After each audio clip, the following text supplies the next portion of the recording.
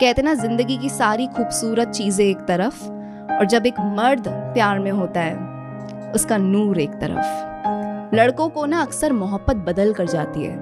मेरे ख्याल से एक लड़के से आदमी तक का भी सफर मोहब्बत उन्हें करवाती है। जो सख्त था एक समय पर, वो कितना नर्म हो जाता है ना। जो ध्यान कुछ भी नहीं देता था, वो अब एकदम से रिस्पॉन्सिबल बन जाता है। जो खूब मछलियां है पानी में कहकर इश्क से दूर रहता था,